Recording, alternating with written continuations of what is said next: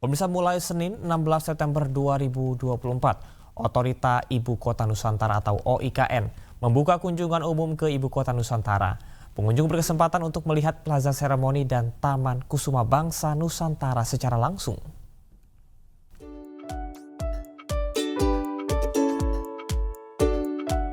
Otorita IKN resmi membuka kunjungan umum bagi masyarakat yang ingin masuk ke kawasan IKN mulai 16 September 2024. Bagi masyarakat yang berminat untuk berkunjung ke kawasan IKN, diharapkan dapat melakukan pendaftaran secara online terlebih dahulu melalui aplikasi IKN Now. Ini merupakan layanan digital terintegrasi Ibu Kota Nusantara atau IKN. Warga yang sudah mendaftar akan diatur pihak OIKN masuk ke area IKN. Kunjungan dapat dilakukan setiap harinya dari pukul 9.00 hingga pukul 17.00 waktu Indonesia Tengah. Selanjutnya pengunjung dilayani oleh bus transportasi EV Bus yang selanjutnya membawa para pengunjung masuk ke dalam area IKN dari rest area yang menjadi titik kumpul. Area yang dibuka sendiri yakni Plaza Seremoni dan Taman Kusuma Bangsa Nusantara. Meski diperuntukkan untuk umum, kawasan IKN saat ini masih dalam proses pembangunan dan mempertimbangkan aspek keamanan, ketertiban, serta keselamatan. Oleh karena itu, jumlah pengunjung dibatasi. Selama periode kunjungan, jumlah maksimal adalah 300 orang per hari. Di kunjungan terbuka ini adalah yang perdana 16 September. Bagi masyarakat umum bisa menikmati kawasan inti pusat pemerintahan Ibu Kota Nusantara. Jadi tujuannya adalah agar masyarakat bisa melihat sendiri bagaimana pembangunan Ibu Kota Nusantara ini berlangsung dan bagaimana pengerjaan bangunan-bangunan yang sangat indah. Sementara itu, salah satu pengunjung mengaku senang mendapatkan kesempatan untuk melihat langsung bagaimana progres pembangunan Ibu Kota Nusantara. Senang banget karena kesempatan untuk melihat IKN secara langsung, melihat pembangunan Ibu Kota Nusantara di kota kami, itu sangat excited sekali, sehingga kita rame-rame kesempatan tanggal merah untuk berkunjung ke sini. Dibukanya secara umum area IKN adalah kesempatan untuk merasakan semangat pembangunan Ibu Kota masa depan Indonesia. Dari kawasan Ibu Kota Nusantara, Mukmin Aziz, iNews melaporkan. Pemirsa, Presiden Joko Widodo kembali berkantor di Ibu Kota Nusantara, Kalimantan Timur sejak Kamis 12 September lalu. Menurut rencana, Presiden akan berkantor hingga tanggal 19 Oktober 2024 atau tepat sehari sebelum pelantikan Presiden terpilih dan Wakil Presiden terpilih.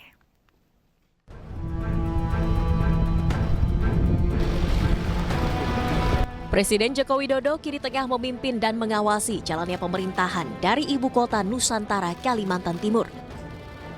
Presiden Jokowi direncanakan berkantor selama kurang lebih 40 hari di IKN, hingga pelantikan Presiden dan Wakil Presiden terpilih pada 19 Oktober 2024 mendatang.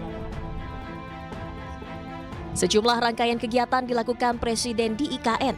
Pada Kamis 12 September 2024 lalu, kegiatan Presiden Jokowi dimulai dengan memberikan arahan kepada jajaran TNI Polri di Istana Negara Ibu Kota Nusantara. Jokowi meminta TNI dan Polri menjaga stabilitas menjelang pelantikan Presiden dan Wakil Presiden terpilih Prabowo Subianto dan Gibran Rakabuming Raka.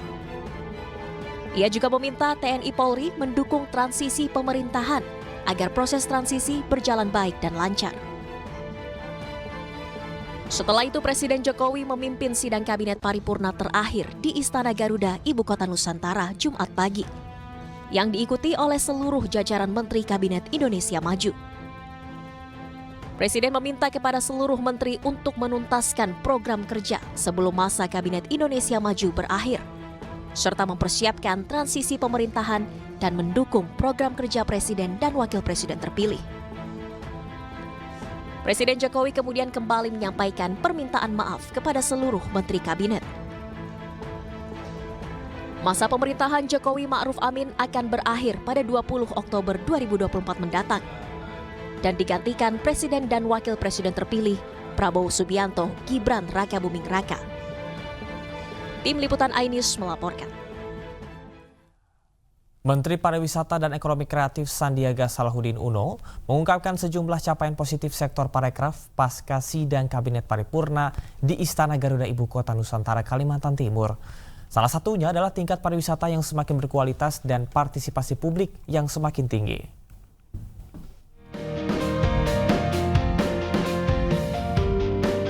Pariwisata Indonesia masuk pada posisi 20 besar wisata terbaik di dunia. Seiring kunjungan dan geliat pariwisata di 5 destinasi super prioritas menjadi salah satu capaian positif sektor pariwisata di tanah air. Hingga akhir masa Kabinet Indonesia Maju, Kemenparekraf optimis mampu menyelesaikan sejumlah program seperti pembangunan 5 destinasi super prioritas serta pengembangan sektor sumber daya manusia.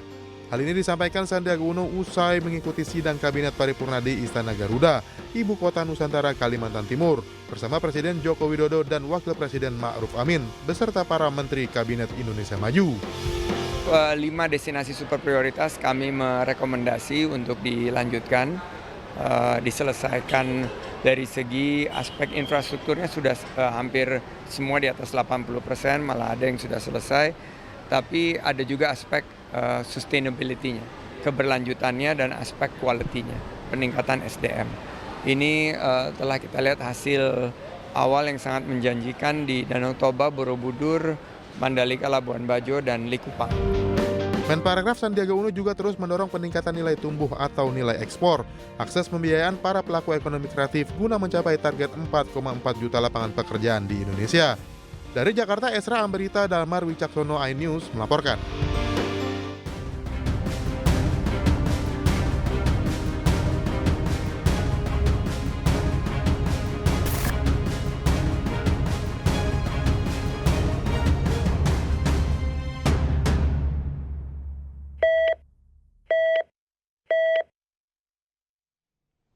Pemirsa, Menko PMK resmi menutup Musabaqah Tilawatil Quran Nasional ke-30 di Samarinda, Kalimantan Timur.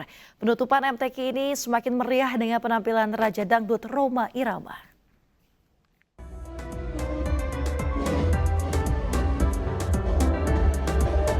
Warga tumpah ruah saat menyaksikan penutupan Musabaqah Tilawatil Quran Nasional ke-30 di Gor Kadrioning, Samarinda, Kalimantan Timur, Minggu malam. Suasana semakin meriah saat Menteri Koordinator Bidang Pembangunan Manusia dan Kebudayaan, Muhadjir Effendi, mengajak masyarakat untuk bersolawat usai dirinya memberikan sambutan dan menutup acara MTQ. Menko PMK Muhadjir Effendi menitipkan pesan dari Presiden agar MTQ ini tidak hanya sebatas kompetisi, namun hal yang paling penting adalah gerakan mencintai Al-Quran dan menerapkan nilai-nilai Al-Quran di kehidupan sehari-hari. Presiden menyampaikan bahwa MTQ yang kemarin beliau buka itu sudah sangat bagus. Hanya juga yang tidak kalah penting adalah gerakan untuk mencintai Al-Quran, memahami, menghayati isinya, terutama nilai-nilai yang ada untuk diterapkan. Nilai kejujuran, integritas, keadilan, keperpihakan kepada mereka yang lemah, kemudian juga solidaritas. Kemeriahan penutupan MTQ semakin terasa saat Raja Dangdut Rhoma Irama hadir dalam acara tersebut. Diketahui MTQ Nasional ke-30 ini berlangsung sejak tanggal 6 sampai 16 September 2024 dan Kalimantan Timur sebagai tuan rumah. MTQ Nasional ke-30 ini diikuti 1.567 peserta inti dan 431 peserta cadangan yang berasal dari 36 provinsi di Indonesia. Dari Samarinda, Kalimantan Timur, Adi Wirya, iNews melaporkan. Pemirsa, Provinsi Kalimantan Timur mengukir sejarah dengan menjadi juara umum Musabaqah Tilawatil Quran Nasional ke-36. Sebagai tuan rumah, Kaltim juga sukses memecahkan rekor muri dalam kategori konfigurasi logo terbesar dan susunan drone dalam acara penutupan MTQ.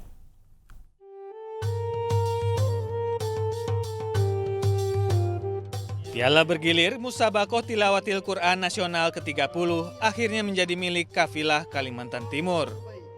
Hal ini setelah Dewan Hakim memutuskan Kalimantan Timur menjadi juara umum dengan jumlah poin 579. Menteri Koordinator Bidang Pembangunan Manusia dan Kebudayaan, Muhadjir Effendi, secara resmi menyerahkan piala bergilir kepada PJ Gubernur Kalimantan Timur, Akmal Malik, di Gor Kadrioning, Samarinda, Minggu malam. Allah Subhanahu wa taala mengatakan, berusahalah kamu dan aku akan berikan hasil. Itu sudah terbukti. Dan alhamdulillah kita berusaha 6 bulan 9 bulan lebih loh kita berusaha. Kuncinya memang di persiapan, ya. Tercapai pecahnya rekor ini, tercapainya juga alhamdulillah juara umum itu adalah berkat perjuangan bersama-sama, ya. Kita ingin mengatakan ini clear and clean, jangan karena dipikir karena kita tuan rumah kemudian kita juara, enggak. Selain menyabat juara umum MTQ, Kalimantan Timur juga mendapat penghargaan rekor muri, konfigurasi logo terbesar, dan susunan drone dalam acara penutupan MTQ.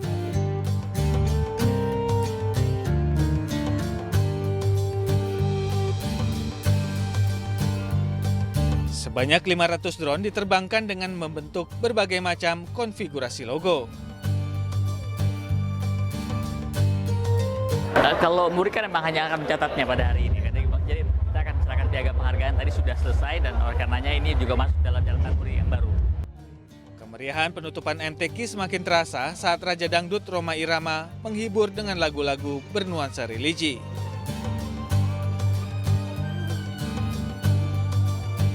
Dari Samarinda, Ardi Wirya, Anyus melaporkan. Sementara itu pemirsa, usai digambleng selama 90 hari, 461 prajurit petarung marinir mengikuti proses penyematan baret ungu di Pantai Baruna Kondang, Iwa, Malang, Jawa Timur. Pemirsa, upacara pembaretan ini dipimpin langsung oleh Komandan Korps Marinir atau Dankomar Mayor Jenderal TNI Mar Endi Supardi.